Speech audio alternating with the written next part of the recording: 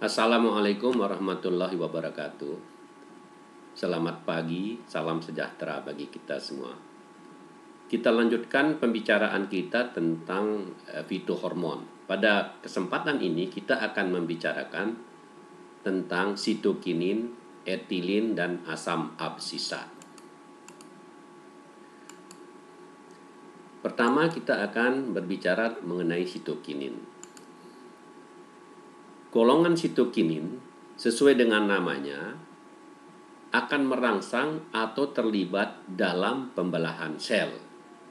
Sitokinin sendiri berarti terkait dengan pembelahan sel. Hormon sitokinin adalah hormon yang bersama dengan suatu hormon auksin di dalam mempengaruhi suatu pembelahan sel yang disebut juga dengan sitokinesis. Sitokinin tersebut dapat diperoleh pada suatu ragi santan kelapa, ekstrak buah apel, serta juga pada jaringan tumbuhan yang membelah. Sitokinin alami merupakan turunan dari purin. Sitokinin sintetik, yaitu sitokinin yang dibuat oleh manusia, kebanyakan dibuat dari turunan purin pula, seperti misalnya N6 benziladenin atau disingkat N6BA dan 6 benzilamino 9 2 tetrahidropiranil 9 H-purin atau disebut juga dengan nama PBA.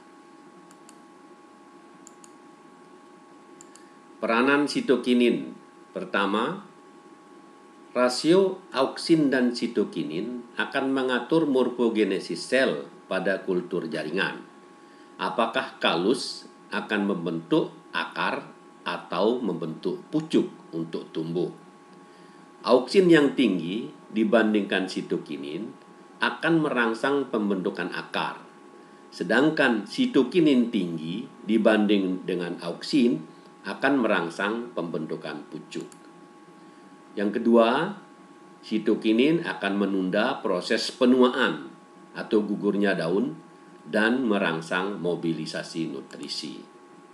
Ketiga, sitokinin dapat merangsang pendewasaan kloroplas. Dan keempat, sitokinin akan merangsang pembelahan sel.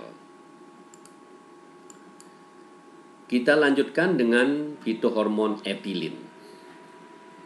Etilin atau etena merupakan satunya zat pengatur tumbuh yang berwujud gas pada suhu dan tekanan ruangan. Selain itu, etilin tidak memiliki variasi bentuk yang lain.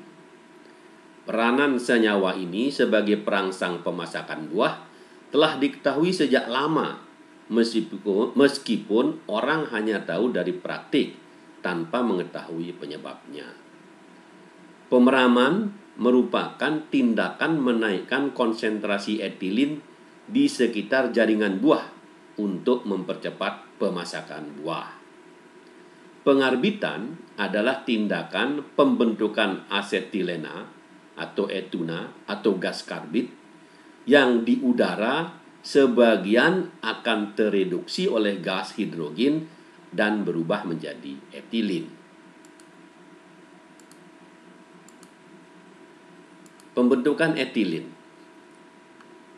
Berbagai substansi dibuat orang sebagai senyawa pembentuk etilin, seperti misalnya etepon atau asam 2-kloroetilfosfonat diperdagangkan dengan nama etrel dan beta hidroksil etilhidrazina atau BOH. Senyawa BOH dapat pula memicu pembentukan bunga pada tanaman nanas. Kalium nitrat diketahui juga merangsang pemasakan buah. Namun, belum diketahui secara pasti hubungannya dengan perangsangan pembentukan etilin secara endogen. Hormon gas etilin ialah hormon yang dihasilkan dari buah yang sudah tua. Buah yang sudah tua dan juga masih berwarna hijau tersebut, jika disimpan di dalam kantong tertutup, maka akan terjadi pada buah tersebut untuk akan cepat masak karena kemudian akan keluarlah gas etilin yang akan mempercepat membuat buah itu menjadi masak. Peranan gas etilin pertama mempercepat di dalam pematangan buah. Yang kedua, menyebabkan pertumbuhan batang menjadi tebal dan juga kokoh. Ketiga, memacu suatu hormon lain dalam menimbulkan suatu reaksi tertentu. 4. Mendukung terbentuknya atau terjadinya bulu-bulu akar. Kelima, induksi sel kelamin betina pada bunga. Keenam, etilin merangsang terjadi pemekaran pada bunga. Dan ketujuh, etilin akan mengakhiri masa dormansi. Jadi kalau kita lihat dari peranan hormon gas etilin di sini, yang penting sekali itu adalah bagaimana peranan etilin di dalam mempercepat proses pematangan buah. Ini kemudian menjadi suatu hormon yang banyak dipakai untuk membuat terjadinya penyeragaman untuk matangnya buah, dan ini sangat penting dalam industri buah-buahan. Kadar etilin. Kadar hormon ini ditemukan sangat tinggi pada penuaan, gugurnya daun, pemasakan buah, dan pada kondisi tanaman yang sedang mendapat stres lingkungan. Kadar etilin akan meningkat pada saat terjadi jaringan yang terluka, pada polusi udara, pada keracunan, perusakan jaringan oleh serangga, banjir, dan kondisi anaerob. Etilin memiliki peranan yang sangat penting di dalam industri komersial, terutama industri komersial seperti buah-buahan.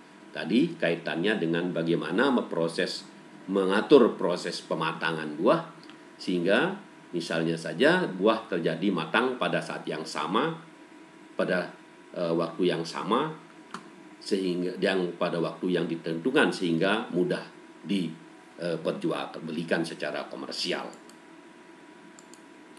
Selanjutnya kita akan membicarakan fitohormon asam absisat. Asam absisat atau ABA merupakan kelompok fitohormon yang terkait dengan dormansi dan perontokan daun. Asam absisat selanjutnya dapat diproses menjadi bentuk turunan tidak aktif yang disebut sebagai ABA metabolit atau asam absisat metabolit. Asam absisat sering dikelompokkan sebagai hormon inhibitor karena perannya yang kerap terkait dengan penundaan proses. Hormon asam absisat ini adalah hormon yang menghambat suatu pertumbuhan tanaman yang dilakukan dengan cara mengurangi kecepatan pembelahan sel ataupun pada perbesaran sel, atau juga dapat kedua-duanya. Jadi asam absisat akan menghambat pertumbuhan dengan cara mengurangi kecepatan pembelahan sel atau menghambat terjadinya pembesaran sel atau melakukan hambatan terhadap kedua-dua proses, yaitu proses kecepatan pembelahan sel dan juga menghambat proses pembesaran sel. Asam absisat merupakan penghambat dalam kegiatan tumbuh-tumbuhan. Peranan asam absisat: 1. Berperanan dalam dormansi pucuk pada musim tidak mendukung, tidak ideal, misalnya pada musim dingin atau pada musim kemarau. 2. Berperanan dalam dormansi biji atau benih, di mana asam absisat akan menunda proses perkembangan hingga kondisi ideal untuk pertumbuhan dan perkembangan dapat tercapai. 3. Asam absisat akan menghalangi pertumbuhan tunas yang distimulasi oleh auksin. Yang keempat, asam abasisat berperanan dalam stres dan penutupan stomata. Pada saat kemarau, kadar asam abasisat meningkat sampai 40 kali dari kadar normal.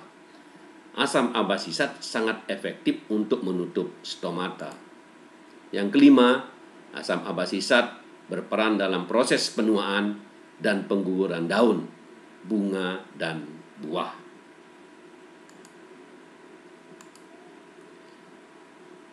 Etilin dan asam abasisat. Bekerjanya proses asam abasisat dan etilin adalah karakteristik dari tahap akhir dari perkembangan tanaman, seperti penuaan, gugur dan layunya bunga, dan masaknya buah. Kedua hormon ini juga akan mengontrol laju pertumbuhan dalam kondisi lingkungan yang tidak menunjang, dengan jalan menghalangi proses seluler seperti proses pertumbuhan, proses sintesis protein, dan proses transport ion. Pertumbuhan akan sangat berubah bila jaringan mendapat etilin atau asam abasisat. Demikianlah pembicaraan kita tentang hormon sitokinin, etilin, dan asam abasisat. Nah, dengan rangkaian pembicaraan untuk fitohormon ini, maka keseluruhan rangkaian fitohormon telah kita bicarakan dengan penuh. Demikian kuliah ini kita akhiri. Terima kasih. Assalamualaikum warahmatullahi wabarakatuh.